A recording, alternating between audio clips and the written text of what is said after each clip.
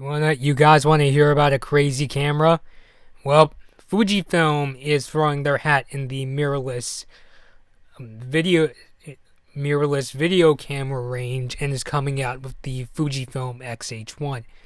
Actually, I shouldn't say mirrorless video camera because it's more in line with something like the Sony A9 series or something like the Panasonic GH5, where it's a stills camera, but it has cinema camera level features. And been fighting a bit of a cold, so you're probably gonna hear me cough and throughout this video, but just bear with me. So let's go over the more still image sort of features first. So the Fuji X-H1 will have a 24 megapixel APS-C X-Trans 3 CMOS sensor that's without an optical low pass filter, which should mean sharper images, but if you're taking pictures of people's clothes, be careful.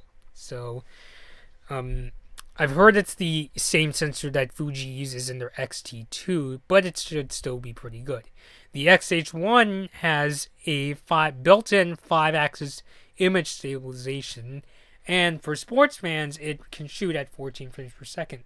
The OLED viewfinder it's got has a resolution of 3.69 million dots. Really crazy, and it should be super sharp and colorful, which I've said before, OLED, I'm kind of about, especially in terms of like photography and videography, because OLED tends to be more saturated, but hey, it's still colorful viewfinder. I mean, even if it doesn't produce the most realistic colors, it still should be a super sharp viewfinder to work with.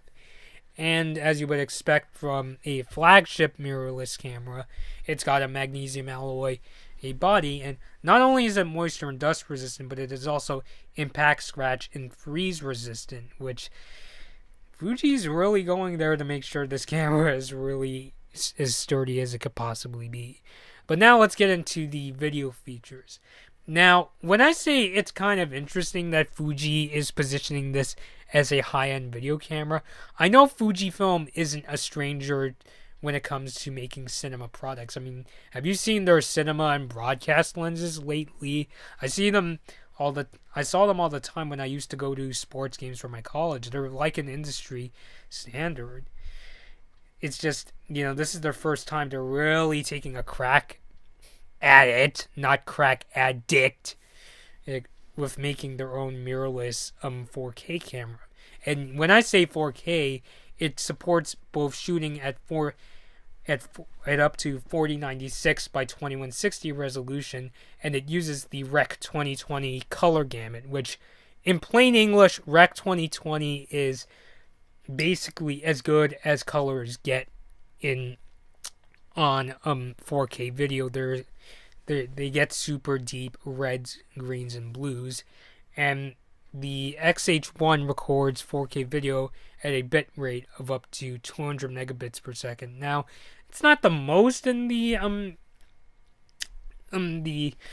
video camera race. Like, I think the Panasonic GH5 goes up to something like 300 megabits per second or 400 megabits per second, which don't quote me on that. But for the frame rate of the Fuji X-H1, which is up to 24p at 4096 by 2160 and 3840 by 2160 at 30 frames per second, I think that's to be expected, and that still means you're going to get super detailed video. Now, unlike the Panasonic GH4 and 5, you're not going to get 4K at 60 frames per second, so if you guys want to shoot a lot of action, you're going to have to keep that in mind. It does, the X-H1, I almost said GH5, but the X-H1 does shoot at 1080p in slow motion. I believe it's at 120 frames per second, so you do have that option, but it's not going to be professional quality, especially these days. And the X-H1 also has a 3-inch touchscreen that tilts in 3 different ways. It doesn't tilt so that you could take like selfies or take videos with the screen facing you, but it's Still nice to have, although for a camera that's really pushing its video features, it should flip out so that you can take your own videos and you're being able to see yourself. But I guess that's what external displays are for, right? So maybe you can get something like an Atmos Shogun or Atmos Samurai and stick it on the top. And not only have you got a good screen, but you've also got a recorders. And I'm willing to bet that if you plug an HDMI recorder into your X-H1, you can get even better looking video. And on that video note, the X-H1 does have a microphone jack, but this is where it gets really chintzy. There's no headphone jack. No headphone jack. Like, seriously, Fuji? Even the Nikon D7500 has a headphone jack built in. If you want a headphone jack, you're either going to need to get an adapter like a 3.5mm cable, like a splitter to get headphones, or you're going to have to plug in their $300 battery grip, which, I don't know. I guess Fujifilm just wants more money. But seriously, what a stupid decision. Like, to me, that's the really big face-palming feature of the X-H1, in that for a camera that's really positioning itself for video use, why do you need to go out and buy an additional accessory? Even if you buy like a cheap splitter cable, why do you have to buy another accessory when many cameras is, at this price range, and even some above and below, including DSLRs, like that's D7500 I mentioned, give it to you for no additional cost. But, at least the possibility is there if you get a splitter cable. But on that note, another really cool feature of the X-H1 is that it has a new film simulation mode called Eterna, which gives super desaturated color and rich shadow tones so that you can get more flexibility if you want to take your footage and do some kick-ass color grading, which pretty sure a lot of videographers will appreciate that. The X-H1 will also have a top monochrome LCD panel like you would see on mid and high level DSLRs, so if you're doing a lot of photographic shooting, you don't have to look at the screen, you just have to look at the top display. And the X-H1 also has a 12-stop dynamic range setting so that you're able to pull in a lot more detail even if you took your video in either an overexposed scenario or an underexposed scenario. So you'll have a lot more information to play with.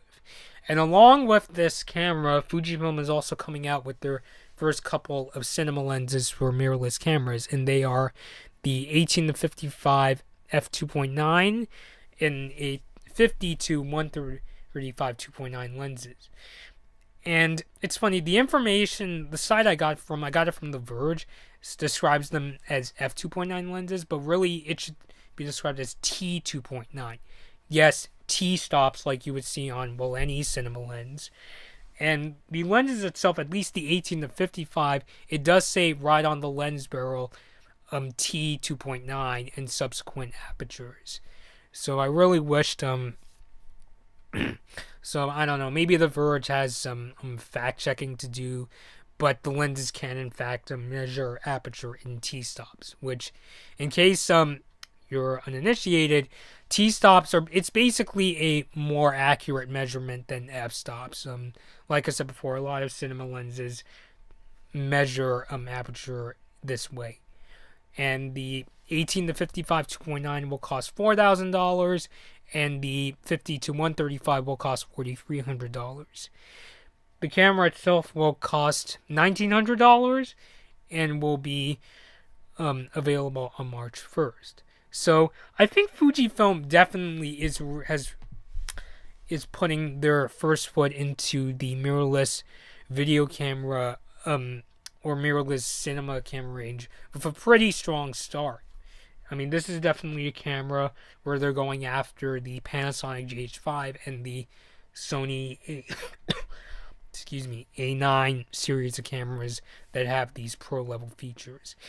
I really wish they included a headphone jack. Like, seriously, at this price range, that shouldn't even be like a question of, do we put the headphone jack or do we make our consumers spend a decent chunk of change to get one?